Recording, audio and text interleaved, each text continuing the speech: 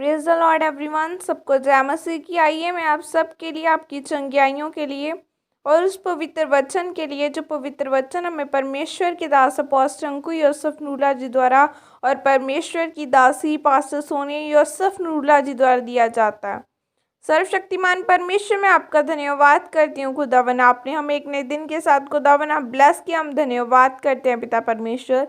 Bible में लिखा है, धन्यवाद करते हुए स्तुतियों के साथ उसके फाटकों में प्रवेश करते चलो। है मेरे जिंदा परमेश्वर, मैं आपका धन्यवाद करती हूँ खुदावन। खुदा आपके वचन में लिखा है, यीशु मसीह के कोड़े खाने से तुम चंगे हो चुके हैं। मेरे जिंदा परमेश्वर, आपके कोड़े खाने से हम चंगे हो चुके हैं। हर एक जन जो मेरे साथ जुड़ा यीशु मसीह के नाम के द्वारा ये ब्लेस किए जाए, इनके घराने, इनके लोग यीशु मसीह के नाम के द्वारा ब्लेस किए जाए। आज का वचन इनकी जिंदगियों में कार्य करे और परमेश्वर का जैसे कि वचन कहता है, और अपनी सारी चिंता उसी पर डाल दो क्योंकि उसको तुम्हारा ध्यान है। मेरे सामर्थ्य परमेश्वर, हम अपनी खुदावन खुदा अपनी हर एक परमेश्वर इस सारी चिंताओं को खुदावन खुदा आपके ऊपर डालते क्योंकि आपको हमारा ध्यान है मेरे जिंदा परमेश्वर। और खुदावन खुदा आपके वचन में लिखा है कि वह तेरे मन की इच्छा को पूरी करे और तेरी सारी युक्ति को सफल करे।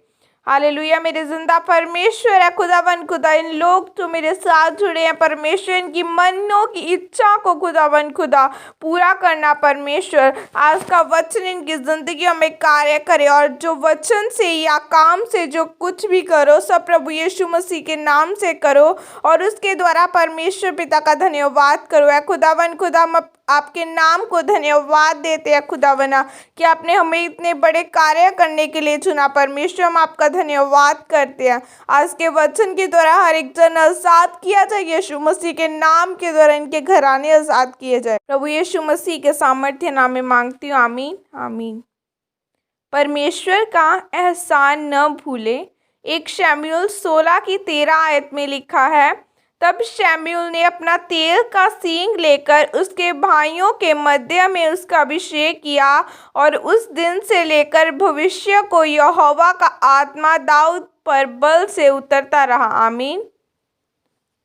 मेरे प्रियो, याद रखें, जो व्यक्ति परमेश्वर का एहसान नहीं मानता और यह नहीं समझता कि जो मेरी ज़िंदगी में हो रहा है वह परमेश्वर कर रहा है, तो वही व्यक्ति मार खाता है। क्योंकि जब आप अपनी पुरानी आशीषों को भूल जाते हैं और परमेश्वर के धन्यवादी नहीं रहते तो आप नई आशीष को नहीं ले पाते। जब हम बाइबल में 1 शमूएल की किताब में राजा दाऊद के बारे में पढ़ते हैं तो लिखा है कि दाऊद जंगल में भेड़ बकरियों को चराने वाला एक मामूली सा चरवाहा था, जिसे घर में उसके भाई कुछ भी नहीं समझते थे और इसलिए वह जंगलों में रहता था। लेकिन जब परमेश्वर ने शमूएल नबी के द्वारा राजा होने के लिए उसका अभिषेक किया तो वह तब भी परमेश्वर की आराधना वैसी ही करता रहा जैसे वह राजा होने से पहले करता था। उसने परमेश्वर के एहसान को याद रखा।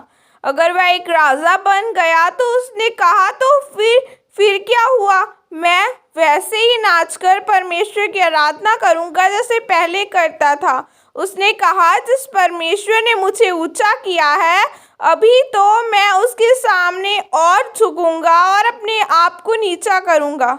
मेरे प्रियो, याद रखें, जो इंसान अपना अतीत अर्थात अपनी पुरानी आशीषों गवाहियों को भूल जाता है वह बहुत बड़ा मूर्ख व्यक्ति है। सोचो, दाऊद एक चरवाहा था और परमेश्वर ने उसको राजा बनाया, लेकिन यह सब कैसे हुआ? जब दाऊद परमेश्वर के एहसान को नहीं भूला, जब वह अपने अतीत को नहीं भूला और हर समय परमेश्वर का एहसानमंद रहा। मेरे प्रियो, आज कुछ लोग ऐसे हैं कि परमेश्वर में उन्हें दुखों, बीमारियों, परेशानियों और पापों से छुड़ाया और बचाया। परमेश्वर का अनुग्रह उन पर हुआ और आशीषें उनके जीवन में आई, लेकिन जब परमेश्वर ने उन्हें थोड़ा सा परख लिया तो वह उस परख के समय पर कुड़कुड़ाने लगे और परमेश्वर के उस एहसान, दया और अनुग्रह को भूल गए जो उन पर हुआ था। मेरे प्रियो, वह परमेश्वर जो इतना सामर्थी है कि जिसने आपको अतीत में गवाही और आशीष के साथ खड़ा किया, तो क्या वह आपको अब आपके भविष्य में और आपके आने वाले समय में आशीषित नहीं करेगा। जिसने आपको पहले दुखों बीमारियों से छुड़ाया, क्या वह आपको नहीं छुड़ाएगा? लेकिन आज लोग परीक्षा के समय परमेश्वर के एहसान को भूल जाते हैं और यही कारण है कि वह नई गवाही के साथ खड़े नहीं हो पाते। इसलिए मेरे प्रियो, याद रखें, जो परमेश्वर ने आपको दिया है और दे रहा है वह आपका हक नहीं है, बल्कि यह आपके ऊपर परमेश्वर का अनुग्रह है। इसलिए कभी भी परमेश्वर के एहसान को न भूले, परमेश्वर के वचनों को न तोड़े, अपने अतीत को न भूले। अगर आप ऐसा करेंगे तो आपका आज का समय और भविष्य दोनों सूर्य से भी ज़्यादा चमकदार होंगे। सिर्फ परमेश्वर के एहसानमंद रहें। परमेश्वर इस वचनों के द्वारा आपको आशीषित करें। आमीन। यह अंगीकार आपके द्वारा किया जाए। सर्वशक्तिमान परमेश्वर, मैं इस वचन के लिए पिता आपका धन्यवाद करती हूँ। पिता, मैं अंगीकार करती हूँ कि चाहे कुछ भी हो जाए, मैं सिर्फ तेरा धन्यवादी और एहसानमंद रहूँगी। प्रभु यीशु मसीह के नाम में आमीन। सबको जय मसीह की। God bless you all.